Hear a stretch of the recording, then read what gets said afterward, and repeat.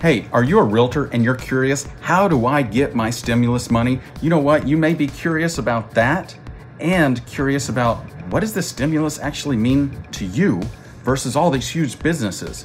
If you want to know about what this bailout and stimulus money means to you, well, we're here to talk about it. There are two programs that we can take advantage of in real estate. The first one is the Economic Injury Disaster Loans.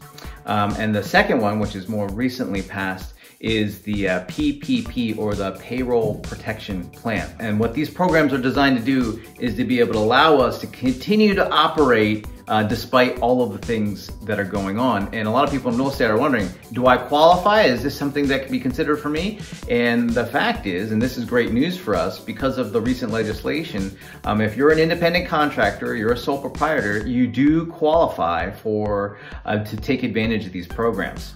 What does this actually mean to them?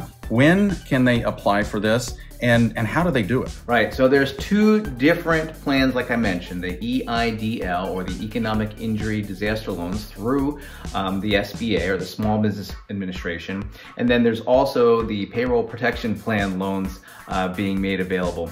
And the fact is, we can apply for both. Right, and you can apply for the EIDL, or the Economic Injury Disaster Loans, right now, right, through the SBA, through the Small Business Administration. So you can go to their website and go apply directly from them.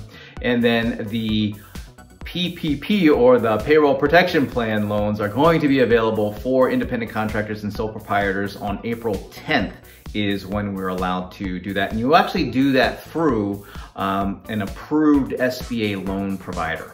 If you don't have an approved SBA loan provider, well, you know what? There's a huge list of them, and we'll make sure that you get those as well. And so, Chris, you know, a lot of questions are, how much do I qualify for? Well, that's probably the trickiest language that is in the documentation we have. It's tricky enough where I've got to read it, Gary, because I don't want to like misspeak or say the wrong thing. And the fact is, things are still changing. More and more clarity is being provided. So here's how much, in terms of for independent contractors. I'm just going to read this so that I don't mess up the words here. So in terms of how much, so this can be applied to payroll costs, right, for the PPP specifically, right? It applies to payroll costs.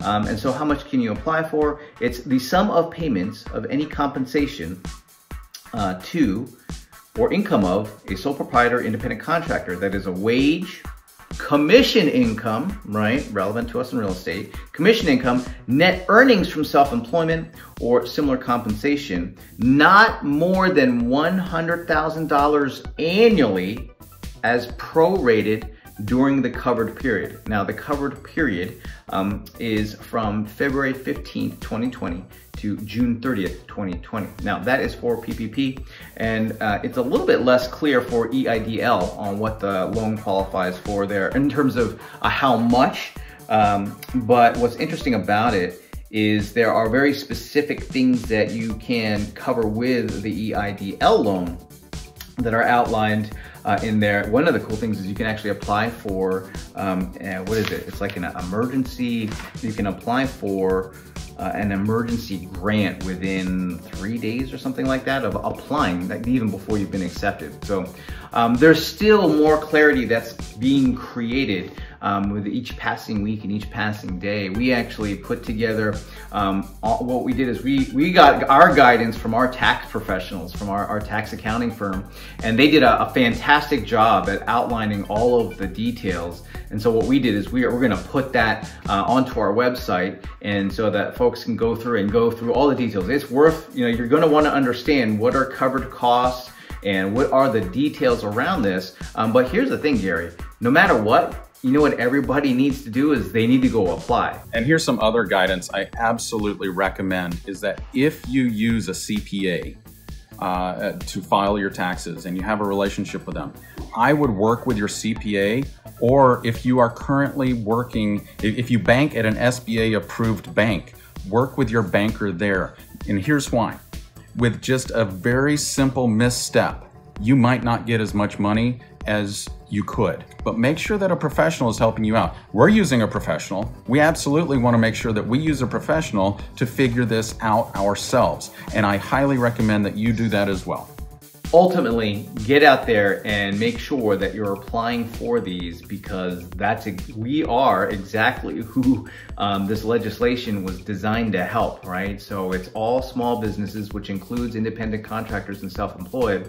So don't sit there and wonder if it's for you or wait to see if it's for you. You got to get in there now. We don't want the cap, the funding cap to go away. So we've got to make sure that we don't delay, don't tarry. Make sure that you make your application soon.